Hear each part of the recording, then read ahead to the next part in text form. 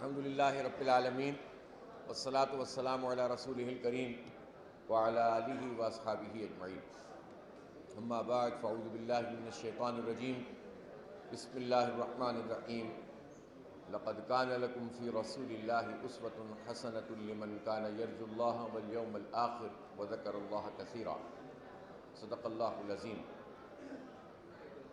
قال رسول اللہ صلی اللہ علیہ وسلم القاسب حبیب اللہ۔ میرے بہت ہی قابل احترام ذمہ داران جماعت اسلامی جناب ضیاء الدین انصاری صاحب، امیر لاہور شہر ذکر اللہ مجاہد صاحب، عبدالعزیز عابد صاحب، دیگر ذمہ داران، اور آج یہاں منصورہ کے اس ہال میں تشریف لانے والے میرے بہت ہی عزیز دوستوں، مزدوروں، نوجوانوں، بزرگوں، آج پوری دنیا میں یوم مئی کے حوالے سے تقریبات ہو رہی ہیں، لیکن وقت گزرنے کے ساتھ ساتھ یہ تقریبات محض ایک رسم کے طور پر منعقد کی جاتی ہیں۔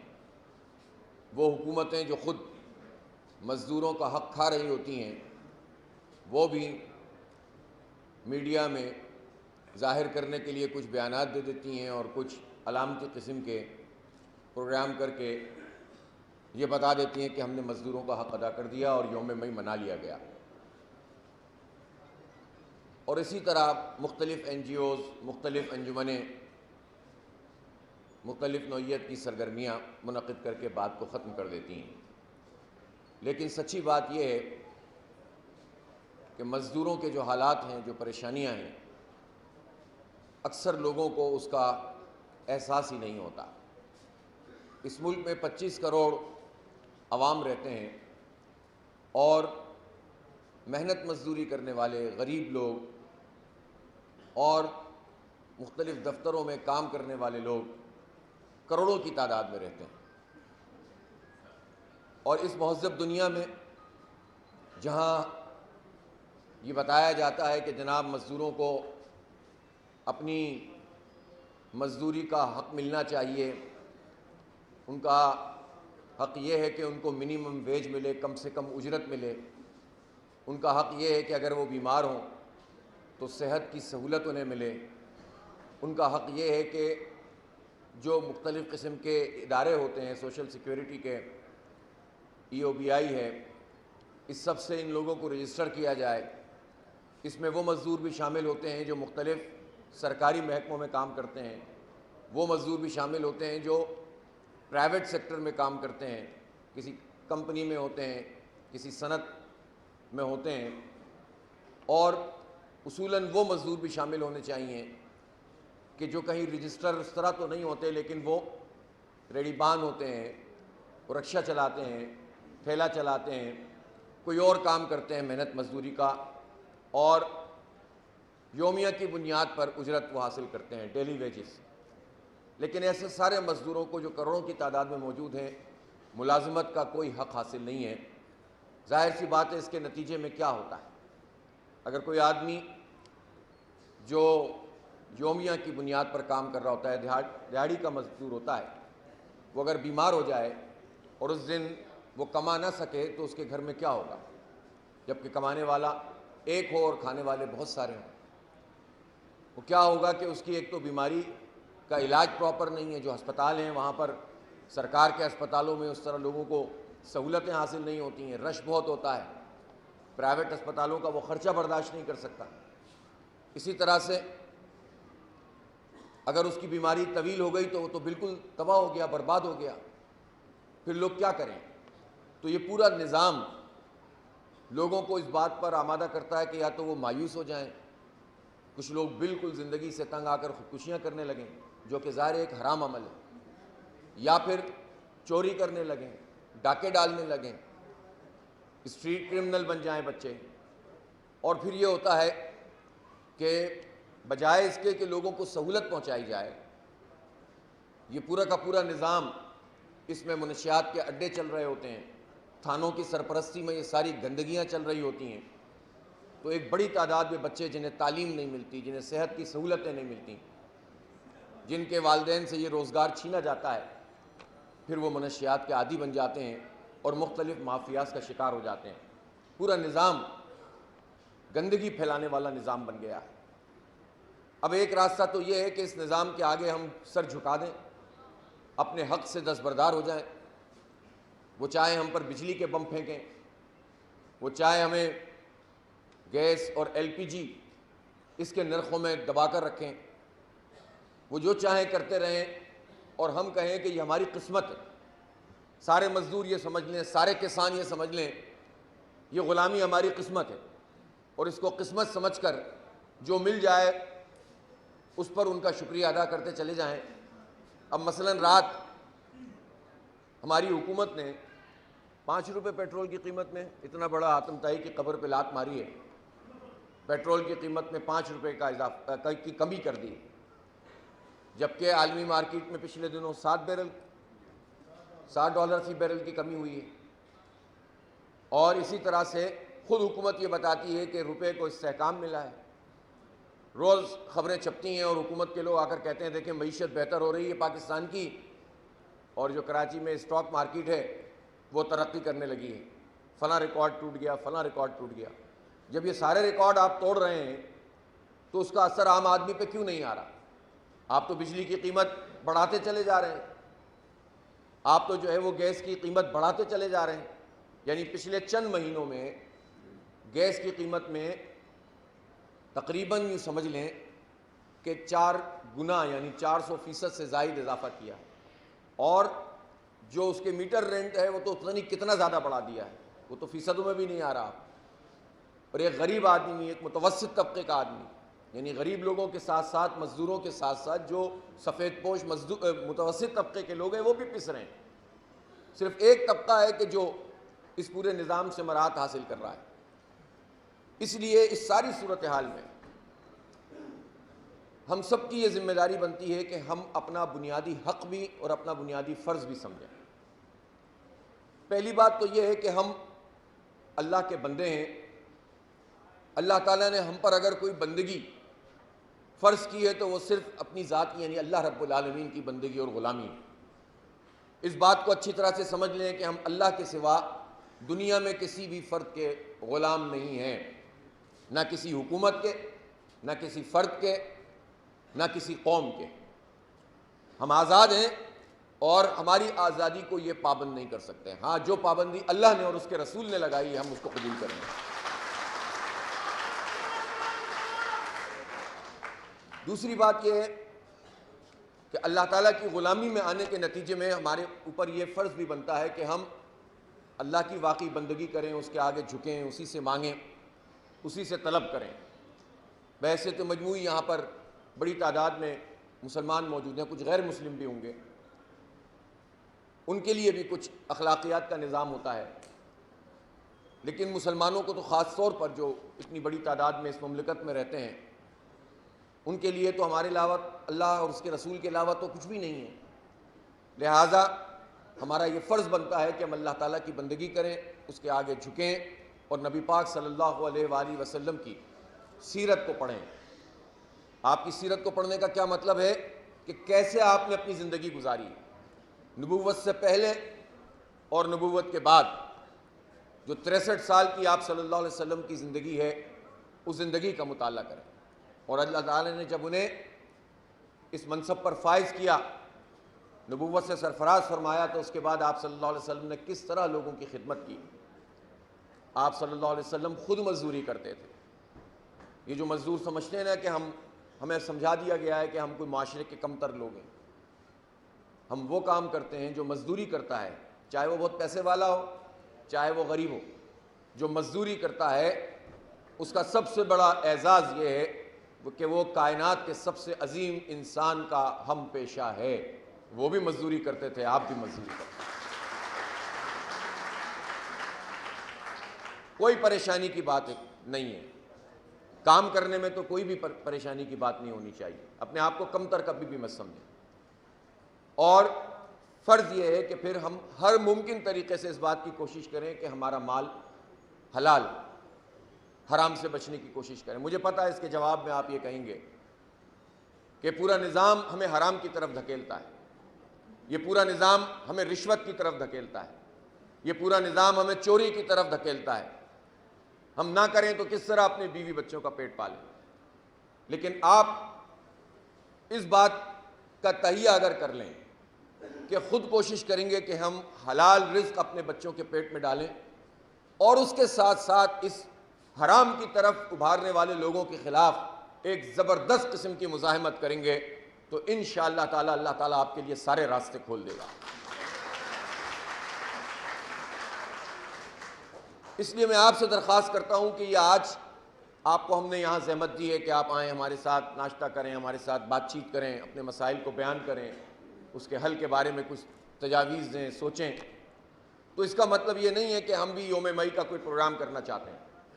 ہم یہ چاہتے ہیں کہ اب یہ غریب لوگ، یہ مزدور لوگ، یہ محنت کش لوگ، یہ کسان جنہیں بکھیر دیا گیا ہے، یہ تقسیم ہے، اور جو سرمایہ دار طبقہ ہے، جو طاقتور طبقہ ہے، جس کے ہاتھ میں یہ پورا نظام ہے، جن کے پاس بڑی بڑی زمینیں ہیں، جنہوں نے اس پورے نظام کے اوپر اپنا کنٹرول حاصل کیا ہوا ہے، چاہے وہ بیوروکریسی ہو، چاہے وہ فوج کے ڈکٹیٹرز ہوں، چاہے وہ ظالم سیاستدان ہو جو سیاست کو ایک معتبر چیز کو جنہوں نے بدنام کر دیا ہے، چاہے یہ جاگیردار اور وڈیرے ہوں کہ جنہیں انگریز نے مسلمانوں اور مقامی لوگوں سے غداری کرنے کے نتیجے میں جاگیریں عطا کی تھیں اور ان کی اولادیں ان زمینوں کے اوپر قابض ہیں اور کسانوں کا حق مارتی ہیں۔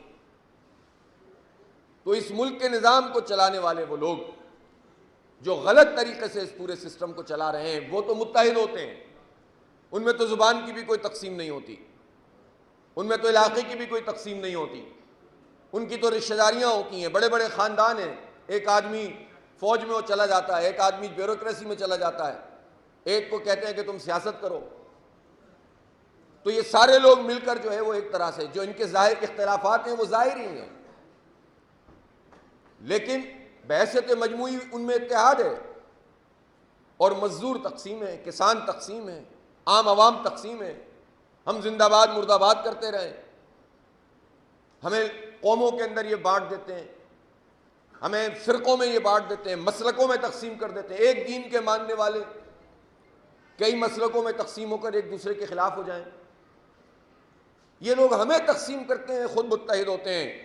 آج سے اس بات کا عزم کر لیں کہ اپنا فرض تو ہم ادا کریں گے، لیکن جو ہمارا حق ہے اس کو حاصل کرنے کے لیے ہم متحد ہوں گے اور ان ظالموں کو تقسیم کر دیں گے،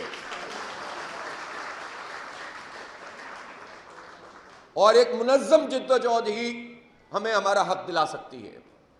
ایک بات کو اور اچھی طرح سے سمجھ لیجئے، اسلام یہ نہیں چاہتا کہ آپ ہر امیر آدمی سے نفرت کرنے لگیں، اس لیے کہ بعض اوقات تقریروں کے زور میں ایسی نفرتیں پروان چڑھائی جاتی ہیں کہ ہر غریب آدمی ہر امیر آدمی سے نفرت کرنے لگتا ہے۔ یہ نہ کیجئے، اس لیے کہ ہمارا دین یہ نہیں کہتا کہ کوئی غریب نہیں ہوگا، کوئی متوسط طبقے میں نہیں ہوگا، کوئی امیر نہیں ہوگا، کوئی اپنی فیکٹری نہیں چلائے گا، کوئی اپنا کاروبار نہیں کرے گا۔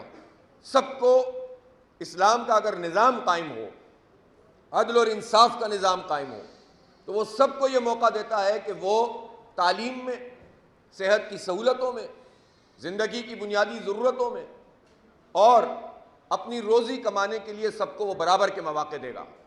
پھر جو جتنا آگے بڑھ جائے گا، جس کی قسمت جتنی اچھی ہوگی، جو محنت زیادہ کرے گا یا جس کی صلاحیت زیادہ ہوگی، وہ اگر اپنی صلاحیت سے اور محنت سے زیادہ کمائے گا تو اس سے جلنے کی ضرورت نہیں ہے، حسد کرنے کی ضرورت نہیں ہے۔ اصول یہ ہے کہ کسی بھی امیر کی جو عمارت ہے، کسی بھی فیکٹری آنر کی جو ملکیت اور جس کی جو دولت ہے، کسی بھی سرمایہ رکھنے والے فرد کا سرمایہ ہے، اگر تو وہ سرمایہ جائز طریقے سے استعمال ہو رہا ہے تو وہ قابل قدر ہے، لیکن اگر وہ غریبوں کے استحصال پر ہے، ان کا حق مار کر وہ سرمایہ جمع کر رہا ہے، تو ایسے لوگوں سے نفرت کرنے کا کہا گیا اور ان کے خلاف مزاحمت کرنے کا کہا گیا ہے، ان کے خلاف لڑنے کا کہا گیا ہے کہ ان سے اپنا حق حاصل کرو، لیکن ہر پیسے والے سے نفرت نہیں کرو۔ یہ بنیادی فرق ہے۔ ہمارے معاشرے میں یہ رویے تو پروان چڑھا دیتے ہیں، لیکن اپنا حق لینے کے لیے لوگ اٹھ کر کھڑے نہیں ہوتے. اسی لیے ہم کہتے ہیں کہ جو ایک ہوتا ہے سرمایہ کا صحیح استعمال کر کے کاروبار کرنے والا جائز طریقے سے، اور ایک ہوتا ہے سرمایہ کو استعمال کر کے لوگوں کا حق مارنے والا. ان دونوں میں فرق ہے. سرمایہ دارانہ نظام میں سرمایہ کی طاقت سے غریبوں کا استحصال کیا جاتا ہے. ہم اس نظام کو ختم کرنے کی جد و جہد کر رہے ہیں، اور میں آپ سے درخواست کرتا ہوں، اپیل کرتا ہوں کہ اب آپ کے پاس چوائس کوئی نہیں ہے. اگر کوئی جینوئن پارٹی ہے اس ملک میں جو واقعی مزدوروں، کسانوں، غریبوں، متوسط طبقے اور میں تو کہتا ہوں ایون صنعت کاروں اور تاجروں کے ساتھ کھڑی ہے، تو وہ جماعت اسلامی ہے الحمدللہ. اس لیے کہ جماعت اسلامی میں یہ تمام لوگ موجود ہیں.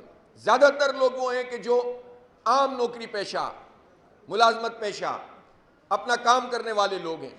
جس طرح جتنی بڑی تعداد میں غریب موجود ہیں جماعت اسلامی میں، اتنی بڑی تعداد میں غریب ورکر ہیں. جتنی تعداد میں معاشرے میں پیسے والے لوگ موجود ہیں تو جماعت اسلامی میں بھی اسی لحاظ سے موجود ہیں. لیکن جماعت اسلامی میں داخل ہونے کے بعد ہم لوگوں کی یہ تربیت کرتے ہیں کہ اب کسی کا حق مت مارو. کوئی شکایت ملتی ہے تو اس کو ایڈریس کرتے ہیں. جماعت اسلامی میں سرمایہ کی طاقت سے لوگ لیڈر نہیں بنتے. جماعت اسلامی میں یہ نہیں ہوتا کہ باپ کے بعد بیٹا، بیٹے کے بعد اس کا بیٹا، اس کی بیٹی، اور وہ چلتا چلا جا رہا ہو سلسلہ. ابھی آپ نے پرسوں خبر سنی ہوگی کہ جناب ہمارے سابق وزیر اعظم صاحب میاں محمد نواز شریف صاحب نے، وہ ایک ہی رہ گیا تھا میرا خیال ہے رشتہ داروں میں سے، اس کو بھی ڈپٹی پرائم منسٹر بنا دیا ہے، اسحاق ڈار صاحب کو. یعنی بھائی صاحب جو ہیں وہ وزیر اعظم، بیٹی صاحبہ وزیر اعلیٰ، سمدھی رہ گئے تھے، ان کو ڈپٹی وزیر اعظم بنا دیا. اب ظاہر ہے اپنے بچوں اور بھائی کے بچوں کا نمبر ہے، اور وہ سارے کے سارے حکومتی عہدے بھی حاصل کرتے چلے جائیں گے اور پارٹی کے اوپر بھی براجمان ہوتے چلے جائیں گے. دوسری طرف آپ پیپلز پارٹی کو دیکھیے. ہم کسی سیاسی جماعت سے نفرت کی بات نہیں کرتے، لیکن ہم یہ ضرور کہنا چاہتے ہیں کہ وہ پارٹیاں جو عوام کی بات کرتی ہیں، جو جمہوریت کی بات کرتی ہیں، خود جمہوریت ان کی پارٹیوں میں ہے. ان کی پارٹی میں کوئی غریب آدمی پارٹی کا صدر بن سکتا ہے، کوئی مڈل کلاس آدمی آگے بڑھ سکتا ہے. ان کی پارٹیاں بھی اسی طرح چلتی ہیں. باپ کے بعد بیٹی، بیٹی کے بعد شوہر، شوہر کے بعد بیٹا، اب ایک بیٹی اور، پھر اسی طرح یعنی پیدا ہونے والا بچہ آقا ہے ان کی پارٹیوں میں، اور 40 سال 50 سال کام کرنے والا جو ورکر ہے وہ غلام کی حیثیت رکھتا ہے. آقا اور غلام کا رشتہ ان پارٹیوں میں، یہ غریبوں کے لیے کیا کریں گے؟ آپ اور پارٹیوں کو دیکھیں، سرمایہ داروں کو ان کا ایک اکٹھ ہوتا ہے. ابھی ہماری تحریک انصاف کی حکومت تھی، بیچارے مشکل میں ہیں، ان کو ووٹ بھی پڑے، ان کا عمران خان صاحب قید میں بھی ہیں، اور ہم نے حق بات کہی ہے، سچ بات کہی ہے کہ جو لوگ بھی پاکستان میں اس وقت فارم 47 کی بنیاد پر لا کر مسلط کیے گئے ہیں، ہم اس جعلی حکومت کو نہیں مانتے، ہم اس کو تسلیم نہیں کرتے. جس کا حق ہے اس کو دیا جائے. لیکن یہ سوال تو خود ان پارٹی میں بھی موجود ہے، اور جب وہ باہر تشریف لائیں گے تو اس پر گفتگو بھی کریں گے کہ یہ کیا بات ہے کہ اس پارٹی میں بھی سرمایہ داروں، جاگیرداروں، الیکٹیبل اور لوگوں کا استحصال کرنے والے لوگ ہی زیادہ تر غالب ہوتے ہیں. اور حکومت جب آپ کو ملی تو فیصلے وہی لوگ کر رہے تھے جو پہلے ماضی میں نون لیگ میں کرتے تھے، پیپلز پارٹی میں کرتے تھے. تو نظام تو نہیں بدل سکتا، صرف ایک یا دو لوگوں کے سامنے آنے سے نظام تو نہیں بدلے گا. اس لیے سوچنے کی ضرورت ہے کہ وہ کون سی جماعت. اب آپ دیکھیں اس ملک میں کیا مسٹر اور کیا مولانا، سب کا یہی حال ہے. سب کی پارٹیاں خاندان کی پارٹیاں ہیں. سب جب لوگوں کو ٹکٹ دیتے ہیں تو سارے اپنے بھائی، اپنے بیٹے، اپنے بھتیجے، اپنی سالی، اپنی فلاں، سب یہی حال ہے. مسٹر مولانا اس میں ماشاءاللہ سب ایک ہیں. تو اس طرح یہ نظام نہیں چل سکتا. ان پارٹیوں میں لوگوں کو حق حاصل نہیں ہے، غریبوں کو، مڈل کلاس لوگوں کو. اس ملک کے اندر غریبوں کو اور مڈل کلاس لوگوں کو اپنے حقوق حاصل نہیں ہیں. آپ رکشہ چلائیں اور ایل پی جی کی قیمت بڑھتی چلی جائے، پیٹرول کی قیمتیں بڑھتی چلی جائیں، آپ گھر جائیں تو بجلی کا بم آپ کے اوپر گرے. جب الیکشن آئے تو یہی پارٹیاں کہہ رہی ہوں ہم 300 یونٹ فری کر دیں گے، 200 یونٹ فری کر دیں گے. اب ذرا پوچھیں نا ان پی ڈی ایم کی جماعتوں سے وہ کہاں گئے 200 یونٹ اور 300 یونٹ؟ کسی کا فری ہوا ہے آپ میں سے؟ کوئی 200 یونٹ فری ہوئے ہیں کیا؟ تو ذرا سوال تو کبھی کریں گے نا. کبھی ہم آپ کو کال دیں گے اور عنقریب دیں گے انشاءاللہ. کہ یہ جو بجلی کی قیمتیں بڑھتی چلی جا رہی ہیں، یہ کیوں بڑھ رہی ہیں؟ اس لیے بڑھ رہی ہیں کہ ان حکومتوں نے جو معاہدے کیے جن کمپنیوں سے، وہ ناجائز معاہدے تھے۔ یعنی سیدھی سیدھی بات سمجھنے کے لیے میں آپ کو بتانا چاہتا ہوں کہ اس وقت جو پیسے ہم ادا کر رہے ہیں بجلی کے بل میں، ان پیسوں کی سمجھ لیں اکثر مقدار وہ ہے 50% سے زیادہ کہ جو ایسی بجلی کے پیسے پاکستانی قوم ادا کر رہی ہے جو ہم استعمال ہی نہیں کرتے۔ معاہدہ یہ ہے کہ استعمال کرو یا نہ کرو اتنے پیسے ہمیں دو، اور یہ معاہدے چلے آ رہے ہیں اور مجبور کر دیا گیا ہے۔ اور کمپنیاں کون سی ہیں؟ 70-80% کمپنیاں انہی پارٹیوں کے لوگوں کی ہیں، انہی طاقتور لوگوں کی ہیں، اور انہوں نے ایک ایسا معاہدہ کیا ہوا ہے کہ آپ چیز استعمال کریں نہ کریں آپ کو قیمت ادا کرنی ہے۔ یہ قیمت یہ پارٹیوں کے لیڈر ادا نہیں کرتے، حکومت کے لوگ تو مراحت لیتے ہیں، یہ قیمت میں اور آپ ادا کرتے ہیں۔ ہمارے گھروں میں بجلی کا بل آتا ہے بم کے، ہم ادا کرتے ہیں، اور ان کے کک بیکس چلتی ہیں، ان کی عیاشیاں چلتی ہیں۔ اور پھر یہ نہیں کہ جب یہ سارا ٹیکس ہم پر لگاتے ہیں تو خود بھی تو کچھ برداشت کریں۔ آپ دیکھیں کہ آپ اگر دیکھیں گے، چاہے وہ بیوروکریٹس ہوں، بڑے بڑے افسران، چاہے وہ بڑے فوج کے افسر ہوں، چاہے وہ بڑے بڑے سیاستدان ہوں، یہ سارے کے سارے وہ لوگ ہیں کہ جن کو فری پیٹرول ملتا ہے، جن کو گاڑیاں بڑی بڑی ملتی ہیں فری، اور ان بڑی گاڑیوں میں اگر 4 کلومیٹر 3 کلومیٹر جو ہے فی لیٹر یہ گاڑی اگر چلتی ہے تو آپ سوچیں کہ ان کا ایک جگہ سے دوسری جگہ جانا، اور پھر ان کے ساتھ جو موبائلیں چلتی ہیں، ان کے ساتھ جو سیکیورٹی چلتی ہے، یہ ایک آدمی کا ایک جگہ سے دوسری جگہ پہنچنا اس قوم کے اوپر کتنا بھاری پڑتا ہے۔ سینکڑوں ارب روپے ان لوگوں کی پیٹرول کی عیاشیوں میں خرچ ہوتا ہے، ہمارے خون پسینے کی کمائی نچوڑ کر یہ کھا رہے ہیں، یہ عیاشیاں کریں، اور غریب جو ہے یہ کہے کہ ہماری قسمت یہ نہیں چلے گا۔ اس کی قسمت نہ سمجھیں، اپنا حق لینے کے لیے اٹھ کر کھڑے ہوں، منظم ہوں، اپنے نظریات کے مطابق۔ ہمارے دین نے ہمیں یہ حق دیا ہے۔ ہمارا دین اس چیز کا نام نہیں ہے کہ لوگ کہیں کہ بھئی اچھی اچھی باتیں کرو بس، اور کسی کے نہ برے میں جاؤ نہ اچھے میں جاؤ، ایسا نہیں ہے۔ ہمارا دین کہتا ہے کہ برائی کے خلاف اٹھ کر کھڑے ہو، ہمارا دین کہتا ہے کہ اپنا حق لینے کے لیے اٹھ کر کھڑے ہو، ہمارا دین کہتا ہے کہ ظالموں کے ہاتھ سے یہ نظام چھین لو، لیکن اس کے لیے منظم جد و جہد کرنی پڑے گی۔ اگر ہر فرد اٹھ کر مارا موری شروع کر دے گا تو انتشار پیدا ہوگا اور یہ آپ کو پیس دیں گے۔ اس کے لیے منظم جد و جہد کی ضرورت ہے، اور جماعت اسلامی آپ کو یہ پلیٹ فارم آفر کر رہی ہے۔ آپ میں سے جو شخص اس وقت جماعت اسلامی کا ممبر بننا چاہتا ہے، ہمارے دروازے آپ کے لیے ہمیشہ کھلے ہوئے ہیں، آئیں ہمارے ساتھ اور مل کر اس کام میں شریک ہو جائیے۔ ہم آپ کی اور آپ کے بچوں کی تربیت بھی کریں گے، ان کو دین بھی سکھائیں گے، ان کو ان کی صلاحیتوں میں اضافہ بھی کریں گے، اور انہیں مثبت کاموں میں بھی لگائیں گے، اور مل جل کر ایک دوسرے کی مدد بھی کریں گے، اور اپنے حق کے لیے آواز بلند کرنے کے لیے پلیٹ فارم بھی آپ کو انشاءاللہ فراہم کریں گے۔ تو یہ ہمارا عوام کے ساتھ، مزدوروں کے ساتھ، کسانوں کے ساتھ جو اتحاد ہے، یہی سب سے بڑا اور قیمتی اتحاد ہے۔ اس وقت ابھی تذکرہ ہوا کسانوں کے ساتھ کیا سلوک ہوا ہے۔ گندم کی قیمت ایک تو حکومت نے کم رکھی ہے، اور دوسری بات یہ ہے کہ گندم حکومت خرید ہی نہیں رہی۔ پہلے یہ شو کیا کہ گندم کا کرائسس ہے، بحران ہے، گندم ملک میں کم ہے، اور پھر چند لوگوں نے یہ گندم درآمد کی، یعنی امپورٹ کی باہر سے، اور کتنے پیسے؟ $1 ارب۔ $1 ارب کا مطلب کیا ہوا؟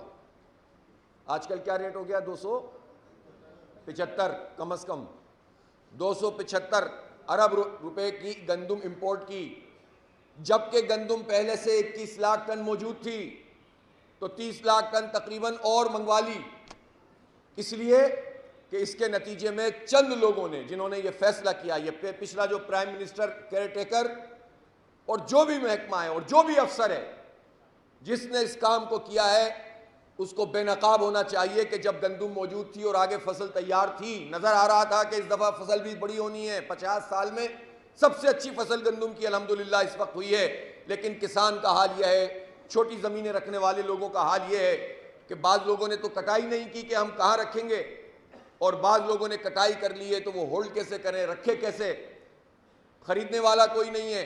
حکومت نے ریٹ کم لگائے ہیں اور ریٹ لگانے کے باوجود حکومت خریداری نہیں کر رہی، باردانہ نہیں دے رہی، وہ بیگز فراہم نہیں کر رہی، جس کے نتیجے میں فصل بھی تباہ ہو رہی ہے اور کسان بھی تباہ ہو رہا ہے۔ بڑے جاگیردار تو پنپ جاتے ہیں، وہ تو اپنا حساب بنا لیتے ہیں، وہ تو حکومتوں میں شامل ہو کر کوئی اور کام کر لیں گے، وہ چینی کا کرائسس پیدا کر کے پہلے درآمد کریں گے پھر برآمد کریں گے، دونوں میں کھائیں گے۔ انہوں نے گندم میں بھی یہی کیا ہے کہ پہلے انہوں نے درآمد کیے ناجائز طریقے سے، اور پھر جب زیادہ ہو جائے گی تو کہیں گے ہم برآمد کرتے ہیں، وہ تو اس میں بھی کھا لیں گے۔ لیکن غریب کسانوں کا کیا ہوگا؟ ان چھوٹی چھوٹی زمینوں کو جو 6 مہینے زمینوں کو سینچتے ہیں، جن کو پورے نہیں پڑتے اپنے خرچے، ان کا کیا بنے گا؟ لیکن یہ لوگ اتنے مست ہوئے ہیں کہ جب کسانوں نے احتجاج کرنے کی کوشش کی ہے تو انہوں نے ان کے اوپر لاٹھی چارج کیا ہے، اور کسان بورڈ پنجاب کے صدر کو تو اس وقت بھی گرفتار کر کے رکھا ہوا ہے۔ میں حکومت سے مطالبہ کرتا ہوں کہ فوری طور پر ان کسانوں کو رہا کیا جائے، یہ اپنے حق کے لیے بات کر رہے ہیں، کہ تمہارے ظلم کے خلاف آواز اٹھا رہے ہیں۔ اور آج ہم ایک بڑی مشاورت بھی کر رہے ہیں اس سلسلے میں، ہم ان غریب لوگوں کو حکومت کے ان فیصلوں کی نظر نہیں کر سکتے۔ انشاءاللہ میں آج مشاورت کرنے کے بعد اعلان کروں گا اہم، اور ہو سکتا ہے کہ ہم وزیر اعلیٰ ہاؤس کا گھیراؤ کا اعلان کریں۔ آپ اس کے لیے تیار ہیں کہ نہیں تیار ہیں؟ اور پھر ہم دیکھتے ہیں کہ کیسے ناکہ بندی کرتے ہیں، یہ اپنے آپ کو محفوظ بناتے ہیں ان قلعوں میں، اور غریب کو انہوں نے غیر محفوظ کر کے رکھا ہے، مزدور کو انہوں نے غیر محفوظ کر کے رکھا ہوا ہے، ان کے حق پر یہ ڈاکہ مارتے ہیں، ان کے خون پسینے کی کمائی کو یہ نچوڑتے ہیں، اور خود ان کی عیاشیاں ختم نہیں ہو رہی ہیں۔ اس لیے یہ 1 ارب ڈالر کتنا ہوتا ہے؟ یہ 1 ارب ڈالر وہ رقم ہے جس کو مانگنے کے لیے ہمارا پرائم منسٹر کبھی UAE جاتا ہے، کبھی سعودی عرب جاتا ہے، کبھی چائنا جاتا ہے، کشکول لے کر بھیک مانگتے ہیں کہ 1 ارب ڈالر دے دو۔ جب تم پوری قوم کی غیرت کا جنازہ نکال رہے ہوتے ہو تو اسی وقت تم ڈاکہ مار کر گندم کو امپورٹ بھی کر رہے ہوتے ہو۔ تم فراڈ ہو، دھوکے باز ہو، ان دھوکے بازوں سے اس ملک کو نجات دلانی ہے انشاءاللہ تعالی۔ اس لیے میرے مزدور بھائیوں، دوستوں، نوجوانوں، مایوس ہونے کی ضرورت نہیں ہے، اپنے حصے کا کام کریں گے انشاءاللہ، اپنے حق کے لیے آواز بلند کریں گے۔ اس ملک کو اللہ تعالیٰ نے بہت وسائل دیے ہیں، ہمارے پاس کسی چیز کی کمی نہیں ہے۔ میں نے کہا نا کہ ان برے حالات میں بھی گندم کی فصل 50 سال کا ریکارڈ ٹوٹا ہے الحمدللہ۔ ہمارے کھیت بھی اچھے ہیں، ہمارے پاس معدنیات بھی بہت ہیں، ہمارے پاس پہاڑ ہیں، ہمارے پاس سمندر ہے، ہمارے پاس دریا ہیں، کسی ملک میں اور کیا چاہیے؟ سب کچھ ہے، اور محنت کش عوام ہے، مزدوری کرنے والے لوگ ہیں، نوجوان ہیں، 35 سال تک کی عمر کے 70% لوگ ہیں۔ اتنی بڑی طاقت کسی کے پاس ہو اور وہ ملک اس طرح در در پر جا کر اس کے حکمران بھیک مانگتے ہوں، یہ کیسے ممکن ہے؟ بس بات یہ ہے کہ اس شکنجے سے ہمیں نکالنا ہے، ان ظالموں کے اتحاد سے اور اس پورے نیٹ ورک سے اس ملک کو آزادی دلانی ہے، اور انشاءاللہ تعالیٰ اس کام کو ہم کر رہے ہیں۔ میں ایک مرتبہ پھر آپ لوگوں سے درخواست کرتا ہوں کہ آپ جماعت اسلامی کا حصہ بنیں۔ جماعت اسلامی سب کی جماعت ہے، نوجوانوں کی جماعت، مزدوروں کی جماعت۔ جماعت اسلامی سب کی پارٹی ہے، غریبوں کی، مڈل کلاس کی، اپنے جائز طریقے سے صنعتیں چلانے والوں کی، سرمایہ کو صحیح طریقے سے استعمال کرنے والوں کی۔ لیکن اگر کسی کی جماعت نہیں ہے تو وہ ظالموں کی جماعت نہیں ہے، ان صنعت کاروں کی جماعت نہیں ہے جو لوگوں کا استحصال کرتے ہیں۔ اس لیے آئیے حق کے لیے اٹھ کر کھڑے ہوں، سچ کی بالادستی کا کام کریں، اور اس نظام کو قائم کریں جس میں نبی پاک صلی اللہ علیہ وسلم نے ہر ایک کو عزت دی ہے، ہر ایک کا احترام ہے، ہر ایک کو حق حاصل ہے۔ اللہ تعالی ہمیں عمل کرنے کی توفیق عطا فرمائے۔ وآخر دعوانا الحمدللہ۔